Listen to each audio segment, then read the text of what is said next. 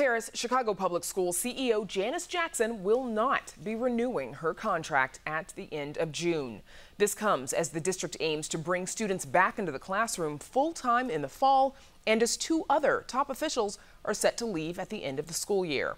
Jackson's tenure is marked by an unprecedented move to remote learning during the COVID-19 pandemic and a weeks-long teachers union strike in 2019. During a press conference today, Mayor Lightfoot reflected on Jackson's time at the district, starting with when she attended its Head Start program. First as a student, as you heard, then as a START teacher, a principal, a district administrator, chief education officer, and finally a CEO. There are not many who can tell this kind of story. Having walked in the day at school as a Head Start student and then leaving at the end of June as the CEO of the same district. It's a remarkable, remarkable story and accomplishment. And Janice Jackson joins us now. Janice, welcome back. Big day for you. You've called this your dream job. Is this bittersweet for you? Yeah, Brandis, I mean, of course it's bittersweet. People who know me, like I know we know each other. I live and breathe education in Chicago Public Schools, in Chicago in general. So it was definitely a bittersweet decision. I thought long and hard about it. But I honestly feel like I've done my work. I've served CPS for 22 years, and I'm looking forward to contributing in other ways to public education. But it goes without saying, this has been the greatest honor of my life. How many people get to say they have a dream and actually accomplishment? So I'm forever grateful to all of the leaders here in Chicago that afforded me this, and obviously God for making it possible. Why are you stepping down, and why now in particular? I think we all know it's a very tumultuous time for schools right now. You know, I've been in CPS for 22 years, senior leadership the past 6.5 to 7, and it's always a bad time to step down. And so that's one thing that I've learned. But to me, my biggest goal and North Star this year was having our students return to in-person instruction after the pandemic. I've made no secret about how this pandemic has impacted me personally. And I know that it has impacted our students in ways that are, you know, we don't even know, and we won't know until we get them back in our buildings full time. But for me this year, it was really about, let's get all of the students back in school who want an in-person option and really lay the groundwork for full 5 days in person for everybody in the fall. And that's exactly how I intend to spend the last 2 months as I wrap up my time here. But there's never a perfect time. But if I had signed another contract, the kind of person I am, I would have felt obligated to give it another 4 years. And when I did that in my calculation, it just felt like now was the right time to make that break. But I want people to know that I am a lifelong Chicagoan. I will be here tomorrow. I'll be here the day after June 30th, and really finding other ways to contribute right here in this city. I love this city. I love the work that's happening here, and I want to be a part of it, just in a different way. Now, your tenure at CPS, it included the longest teacher strike in 30 years. In that time, even when you were chief education officer, there was a near strike in 2016. Where would you say the relationship between CTU and CPS stand right now? Well, you know, what gets reported publicly and what it really is always different, right? I mean, I have productive conversations with President Sharkey all the time, but, you know, it's no secret that, you know, it's hard for us to make decisions and get on the same page when it's about, you know, what's going to happen with our kids in schools. And look, I agree with almost all of the issues that have been raised and advocated for by the teachers union around, you know, quality schools and the resources that schools need.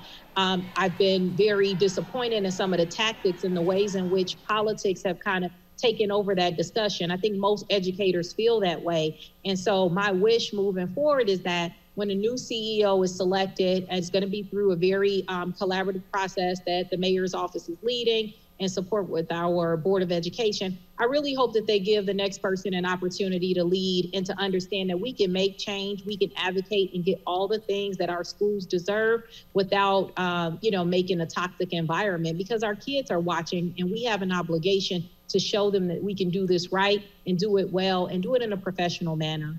Now, we also know your Chief Education Officer, Latanya McDade, announced last month, announced in March, a couple months ago, that she would be leaving. We learned today your Chief Operating Officer, Arnie Rivera, is also expected to leave. That leaves not much of a bench behind the three of you, but do you think this is at all destabilizing for the district or for students as you look towards the fall and what's needed to reopen schools then? Well, you know, you've been following my tenure here. The first thing I said out of my mouth when I ascended to senior leadership was that I wanted to stabilize the district. Having served in this district, I've seen CEOs come and go, and it was really important to do that. I've worked in senior leadership and the chief ed position, #2, running day-to-day operations, and now this for almost 7 years. And this team has been there with me. And they have sacrificed, they have worked extremely well, and they're incredibly talented.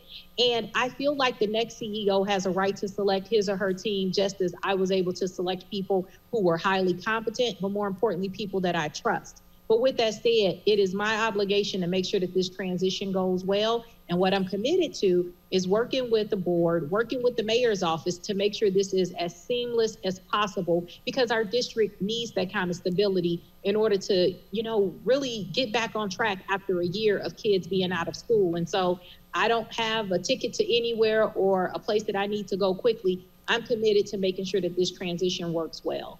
Now, much has been said about Mayor Lori Lightfoot's management style. Some have even called her a micromanager. We've seen the two of you work together quite a bit, obviously, over this last year and a half. What would you say? You know, and everybody's different, but this is what I'll say. Mayor Lightfoot and I have a great relationship. And like any relationship, we have things that we debate about. And that's what I love about her. You know, I couldn't work for anybody who wouldn't allow me to have voice. And what I know to be true about her is that she respects strength. She obviously respects competence. And so I can't think of a single time where even when we disagreed about how to do something, there wasn't a place to have those disagreements.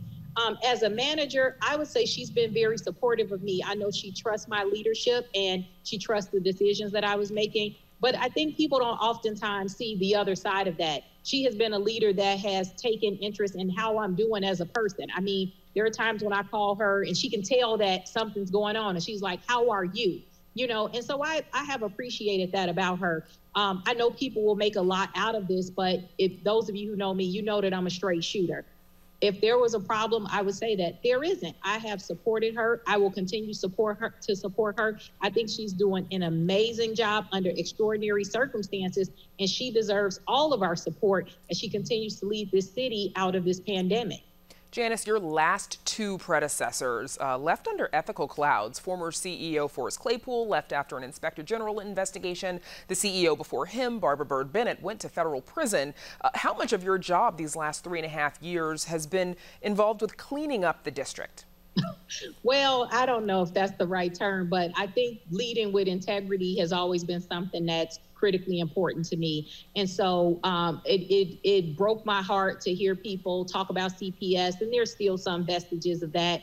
I mean, so it was really important for people to see that, you know, the people who work here, the vast majority of the people who come here because they want to make a difference. And there are amazing people, not only working in our classrooms and leading our schools, but working here in central office. And I just wish the public had more visibility into the kind of conversations, how hard people work, the blood, sweat, and tears that we all pour into this district every single day in hopes that we can just make the lives of each and every student better as a result. And so that was always important to me.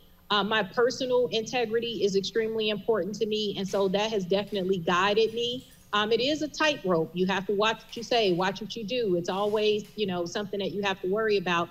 But I showed up for one reason and one reason only, and that's to make sure our kids got a good education and to really give them the opportunity that CPS afforded me. I went from 79th in Racine, Auburn Gresham, to senior leadership here in the city. And you don't get there without a quality education, and the district poured into me. And so for the past 22 years, my service has been about pouring into the next generation of leaders. What is your advice to the next leader, the next CEO of CPS? You know, I haven't written that letter yet. I will definitely leave something behind.